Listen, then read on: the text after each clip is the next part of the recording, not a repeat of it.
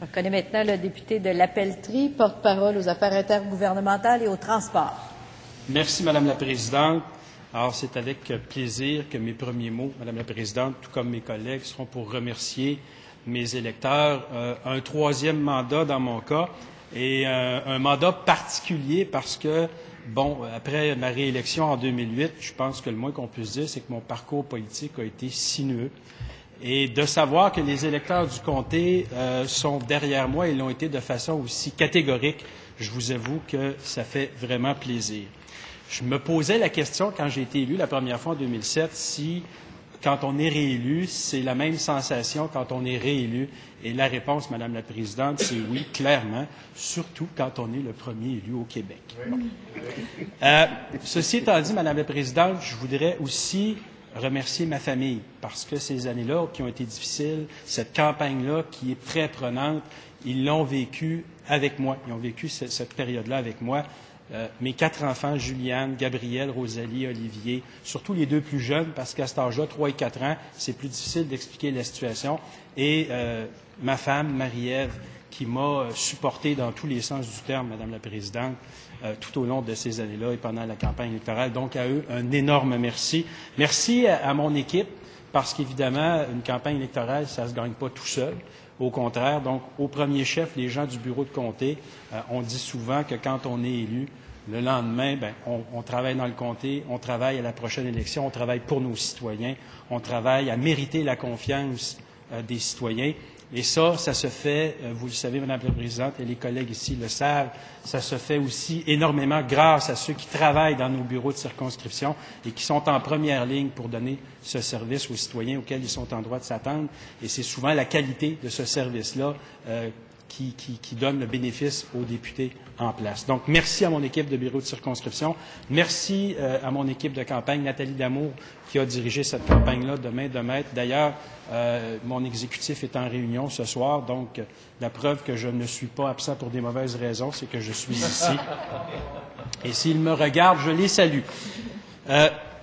Madame la Présidente, c'est, pour ma part, un autre discours inaugural. D'ailleurs, j'en profite, comme mes collègues, pour saluer 2 exploits de la part de la députée de Charlevoix. Elle est la première femme à avoir été première ministre du Québec, mais ça, pour moi, c'est marginal. Parce que la vraie première, et là, je vous vois, Madame la Présidente, qu'est-ce qui va me sortir? La vraie première de la part de la députée de Charlevoix, c'est qu'elle a été la première députée de La Pelletrie. Ça, c'est significatif. Parce que, bon, je ne vous ferai pas la vieille blague, Madame la Présidente, que le comté de La Pelletrie, c'est le plus beau comté au Québec. Parce que dans mon cas, ce n'est pas une blague. C'est le plus beau comté au Québec. N'en déplaise au député de Chauveau. Que je voudrais, Madame la Présidente, le député de Chauveau, remercier. Parce que, comme vous le savez sans doute, le comté de La Pelletrie a été redessiné de façon significative. Et j'accueille maintenant dans la circonscription les municipalités de Shannon et Saint-Gabriel, qui étaient dans la circonscription du député de Chauveau, qui a fait un travail fantastique. D'ailleurs, je me fais casser les oreilles à tous les jours sur le député de Chauveau. Oui, le député de Chauveau, il était bon, le député de Chauveau, il est toujours présent, le député de Chauveau. Alors, au député de Chauveau, merci, parce qu'il a semé et j'ai récolté. Même chose pour mon collègue de Portneuf, qui a été maire de Sainte-Catherine, une autre municipalité qui se joint maintenant au beau comté de La Pelletrie. Et grâce au travail extraordinaire qu'il a fait comme maire, je peux, moi, rayonner dans cette ville-là. Et il a semé et je récolte encore une fois, Madame la Présidente. Que voulez-vous? Ça devient une habitude. La prochaine fois, je vais essayer de mon pain. Madame la Présidente, j'ai par contre des griefs à l'endroit du député de Chauveau. Je voulais vous en faire part.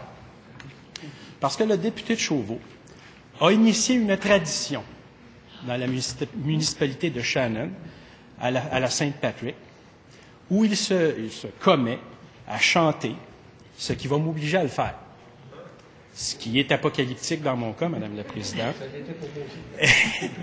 Et en plus, Madame la Présidente, je devrais sans doute me taper une pinte de Guinness dans la même soirée, en restant conscient. Le problème, c'est que je devrais faire les 2, chanter et boire, dans la même soirée. Et là, ça devient un véritable fort broyeur politique pour moi. Alors, imaginez le député de Chauveau en père Foura, là, ça va vous donner une image.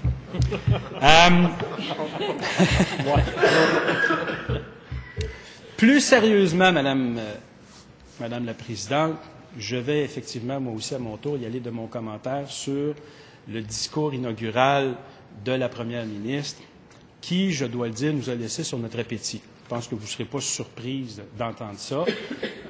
Je pense qu'avec beaucoup de mots, on a livré peu de contenu, et ça, c'est décevant.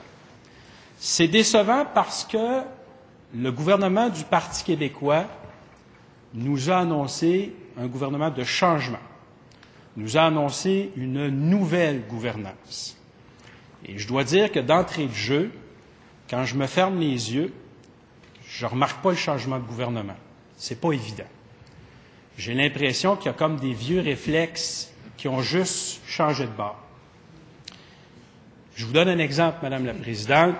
À plusieurs reprises, j'ai offert aux ministres qui sont mes vis-à-vis en transport et en affaires intergouvernementales canadiennes qu'on puisse se rencontrer pour discuter des enjeux, pour discuter des orientations qu'ils auraient l'intention de prendre dans leurs ministères respectifs, pour voir s'il n'y a pas des terrains d'entente, des sujets sur lesquels on pourrait collaborer.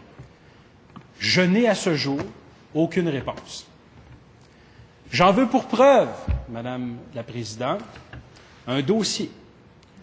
Depuis 1 an, nous demandons au ministère des Transports de nous remettre des rapports qui ont été faits par des directions de vérification internes concernant la mauvaise gestion et possiblement la collusion. Rapport que nous avons demandé à satiété à l'ancien gouvernement pour lequel on nous a dit « allez en commission d'accès à l'information ». Je me suis dit bien naïvement, nouveau gouvernement, nouvelle façon de faire. Malheureusement, Madame la Présidente, ça ne semble pas être le cas. Il semblerait que le discours de la transparence, quand on change du côté de chambre, ça devient le discours des vieilles habitudes, des vieux réflexes. C'est malheureux. Je tends malgré tout la main à mes collègues ministériels pour leur dire qu'il est encore temps. Et j'en veux pour preuve le discours que vient de livrer mon collègue, qui était très rafraîchissant, soit dit en passant. Leur tendre la main pour dire que s'il y a de la part du gouvernement une intention d'avoir une nouvelle façon de gouverner, je pense que les députés de la coalition, une équipe dont je suis extrêmement fier de faire partie, a démontré qu'il y avait aussi une nouvelle façon de faire de l'opposition.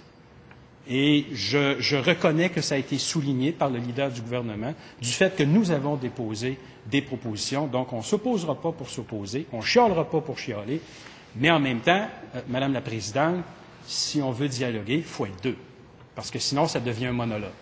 Et on n'a pas l'intention de monologuer. Déçu, Madame la Présidente, parce qu'en matière de transport, la seule chose qui a été annoncée par la Première ministre, c'est une agence. Alors que pendant toute la campagne électorale, le Parti québécois nous a accusés de faire de la structurite puis de la guerre à la structure, la solution proposée par le Parti québécois pour le ministère le plus susceptible de tomber sous le joug de la collusion et de la corruption, sa seule solution, c'est d'en faire une agence. Pourquoi? Au nom de la reddition de comptes et de la transparence. Wow! Madame la Présidente, ça va faire bientôt 6 ans que je suis élu, et je peux vous dire que si il y a quelque chose de difficile, c'est bien d'obtenir des réponses de la part de nos sociétés d'État.